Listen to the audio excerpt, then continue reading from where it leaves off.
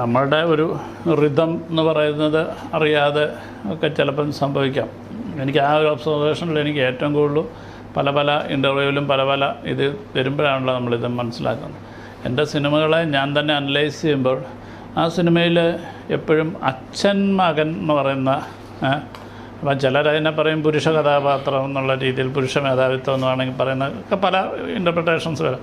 പക്ഷേ അച്ഛനും മകനും തമ്മിലുള്ള ഒരു ബോണ്ടിങ് ഒരുപാട് മിക്കവാറും എല്ലാ സിനിമയിലും ഉണ്ടെന്ന് എനിക്ക് തോന്നുന്നു. അത് പിന്നീട് ഞാൻ തന്നെ എന്തുകൊണ്ട് എന്നുള്ളതിനൊരു ഉത്തരം ഞാൻ കണ്ടപ്പോൾ എനിക്ക് അച്ഛൻ എനിക്ക് സങ്കല്പമാണ് അച്ഛൻ, എൻ്റെ ഇമാജിനേഷനാണ്. എൻ്റെ അച്ഛൻ്റെ പെൻസിൽ ഡ്രോയിങ്ങിലുള്ളൊരു പടവും അല്ലാതെ വളരെ ഞാൻ ജനിക്കുന്നതിന് മുമ്പുള്ളൊരു പടവും മാത്രമേ ഞാൻ കണ്ടിട്ടുള്ളൂ. അപ്പോൾ അച്ഛനെക്കുറിച്ച് ഞാൻ അറിയാതെ എൻ്റെ മനസ്സിൽ ഭയങ്കര ഒരു ആരാധനയോടുകൂടി, സ്നേഹത്തോടുകൂടി, അല്ലെങ്കിൽ പല ഇമേജുകൾ എൻ്റെ മനസ്സിലുണ്ടായിട്ടുണ്ടാവാം, അല്ലെങ്കിൽ ഞാൻ സൂക്ഷിക്കുന്നുണ്ട് എൻ്റെ കഥാപാത്രങ്ങളിലൂടെയൊക്കെ. അപ്പോൾ അതായിരിക്കാം. പക്ഷേ അമ്മയാണ് എനിക്ക് ഏറ്റവും ഇഷ്ടം. പക്ഷേ അമ്മയെക്കുറിച്ച് ഞാൻ അങ്ങനെ അതുമാത്രമായിട്ട് അങ്ങനെ എഴുതിയിട്ടില്ല. അപ്പം അങ്ങനെ ചില ഇത് സ്വാഭാവികമായിട്ട് വരണമല്ലോ, വന്നാലല്ലേ നമ്മൾ റൂട്ടിടാകത്തുള്ളൂ. അതിൻ്റെ ഒരു കൃത്യം ഞാൻ മറുപടി എനിക്ക് അങ്ങനെ ഒരു ഏകാന്തതയുടെ ഒരു അവസ്ഥകൾ അങ്ങനെ ഏതെങ്കിലും സിനിമയിൽ അങ്ങനെ അല്ല ഭ്രമരം എനിക്ക് ഒരു റൈറ്റർ എന്നുള്ള രീതിയിൽ എനിക്ക് ഭയങ്കര അത്ഭുതം. ഞാൻ ഒരു കാലത്ത് ഞാൻ പറഞ്ഞല്ലോ, എനിക്ക് അമ്മയുടെ മരണത്തിനൊക്കെ ശേഷം എൻ്റെ ഒരു ജീവിതത്തിൽ ഞാൻ ഈശ്വരൻ എന്ന് പറയുന്നതോ അല്ലെങ്കിൽ അത്ര ഒരു നിരീശ്വരവാദമാണോ അല്ലെങ്കിൽ ഒരു വല്ലാത്തൊരു കറുത്ത വഴികളിലൂടെ സഞ്ചരിച്ച പോലെ എനിക്ക് തോന്നിയിട്ടുണ്ട്. കാരണം രാഷ്ട്രീയമാണേലും ഒക്കെ.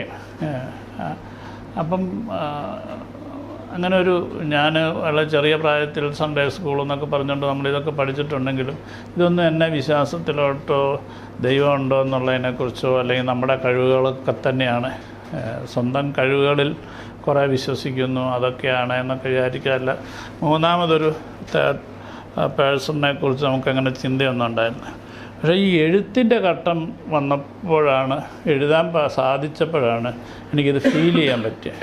കാരണം ഇതൊന്നും എഴുതാൻ പറ്റുന്ന ഇന്നും യാതൊരു അറിവില്ലാത്ത ഒരാളാണ് എന്ന് ഞാൻ വിശ്വസിക്കുന്നു.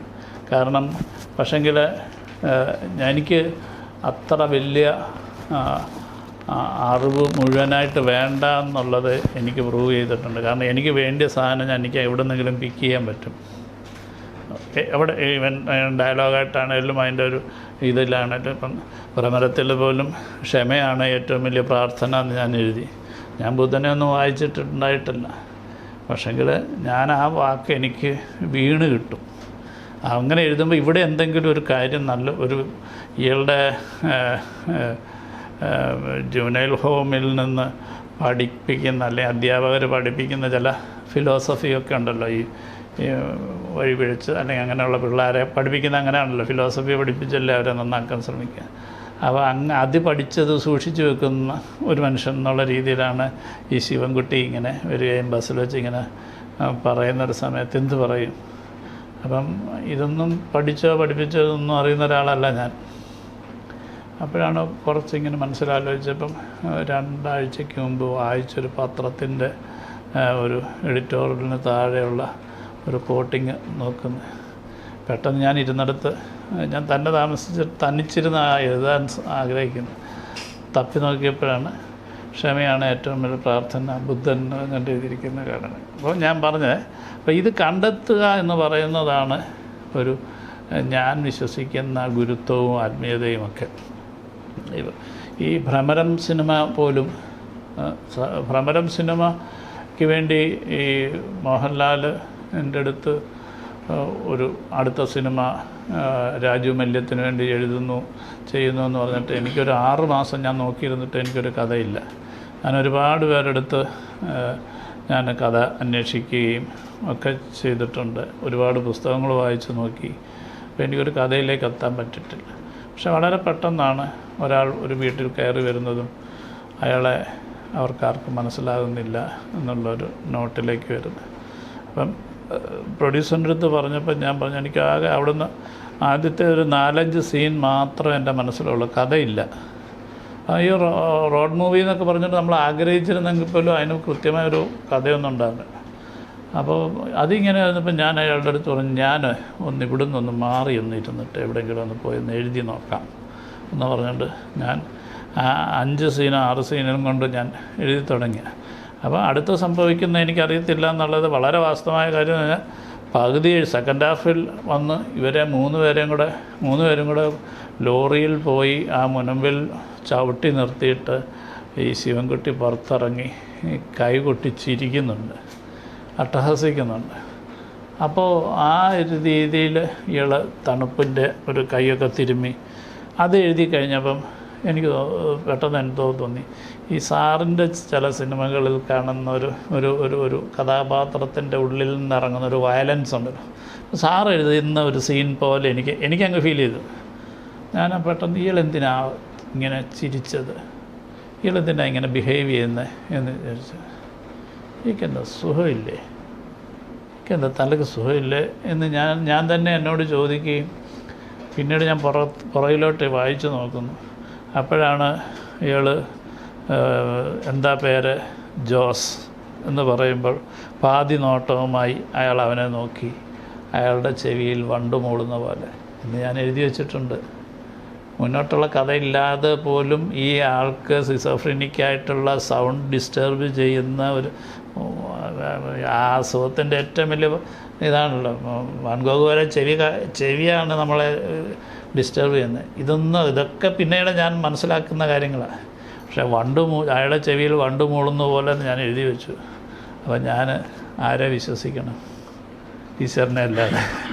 അപ്പോൾ അങ്ങനെ എനിക്ക് ചില വെളിപാടുകൾ പോലെ ആണ് മുന്നോട്ട് പിന്നീട് അറിയില്ല എഴുതുന്നത്. മുന്നോട്ട് ഒട്ടും അറിയാതെ എഴുതിയതാണ് ഭ്രമരം.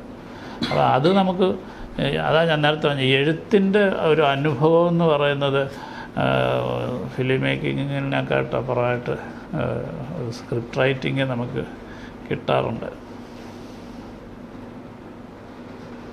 അന്ന ചോദിച്ച ചോദ്യത്തിൻ്റെ ഒരു തുടർച്ചയാണ്. വളരെ ചെറിയ പ്രായത്തിൽ അച്ഛൻ മരിക്കുന്നു, അധികം വൈകാതെ അമ്മ മരിക്കുന്നു. ആ ഒരു ബാക്ക്ഗ്രൗണ്ട് ഉള്ളത് കൊണ്ടാണ് എൻ്റെ ഫിലിംസിലെല്ലാം ഒരു ഹാപ്പി ഫാമിലി എന്ന് പറഞ്ഞൊരു ആങ്കർ ഒരു അണ്ടർലൈനിങ് ആയിട്ട് കിടക്കുന്നുണ്ട് എപ്പോഴും.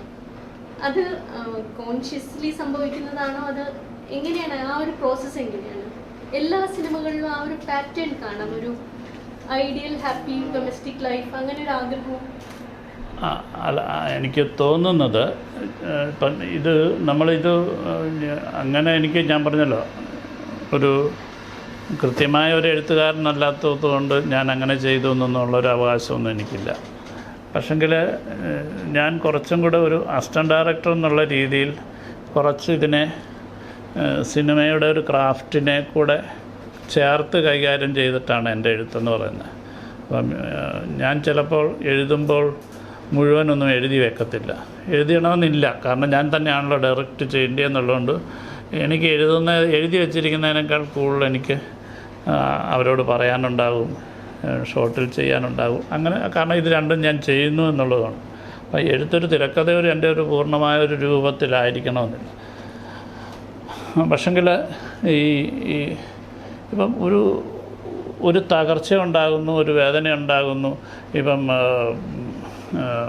ആടുജീവിതത്തിൽ തന്നെ ഒരു ആടുജീവിതം പുസ്തകത്തിൽ അങ്ങനെ ഒരു വലിയൊരു സൈനുവും നജീബും തമ്മിലുള്ള ഒരു വലിയ ഡീപ്പ് റിലേഷൻസ് ഇല്ല. ഉമ്മയുമായിട്ട് അങ്ങനെ ഒരു റിലേഷൻസിനെ കുറിച്ചൊന്നും പറയാനായിട്ടുള്ളൊരു സാവകാശം കാണിച്ചിട്ടില്ല.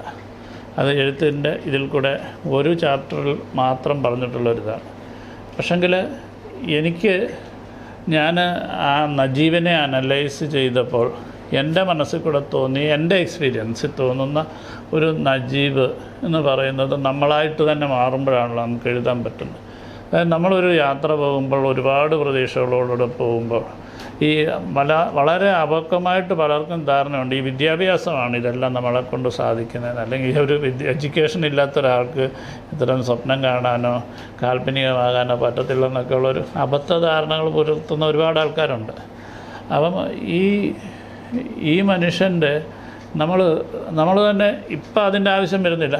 പക്ഷെ നമ്മൾ വീട്ടിൽ നിന്ന് നമ്മൾ ഒരു യാത്ര പോകുമ്പോൾ ഒരു പൊതിച്ചോറുമായിട്ട് പോകുമ്പോൾ ഈ പൊതി അഴിച്ച് കഴിക്കുമ്പോൾ നമുക്ക് ഈ നമ്മളെന്തെങ്കിലുമൊക്കെ ചില ഓർമ്മകൾ വരത്തില്ലേ, അല്ലെങ്കിൽ നമ്മളൊരു അച്ചാർ കഴിക്കുമ്പോൾ, അല്ലെന്നുണ്ടെങ്കിൽ ഇച്ചിരി സമ്മന്തിപ്പൊടിയും കൊണ്ട് പോകുമ്പോൾ, ഒരു ചക്ക ഉപ്പേരിയും കൊണ്ട് അല്ലെങ്കിൽ അരിയുണ്ട ഇങ്ങനെ ഇപ്പം ഉണ്ടോയെന്ന് എനിക്കറിയത്തില്ല, ഈ തലമുറയ്ക്ക് ഉണ്ടോയെന്ന് എനിക്കറിയത്തില്ല. പക്ഷേ ഇത് ഞാൻ ഭയങ്കരമായിട്ടും ഈ സിനിമയിൽ മാത്രമല്ല തന്മാത്രയിൽ ഞാൻ പറഞ്ഞിട്ടുണ്ട്, നല്ലൊരു ഇഞ്ചിക്കറി കൂട്ടുമ്പോൾ എൻ്റെ അമ്മയെ ഓർത്ത് എൻ്റെ കണ്ണ് നനയും. അതെൻ്റെ അനുഭവം തന്നെ. എൻ്റെ അമ്മ നന്നായിട്ട് ഇഞ്ചിക്കറി വെക്കുന്ന ഒരാളായിരുന്നു. എനിക്കിപ്പോഴും അതിൻ്റെ മണവും രുചിയും ഒക്കെ ഞാൻ റിലേറ്റ് ചെയ്യുന്നത് എൻ്റെ അമ്മയുമായിട്ടാണ്.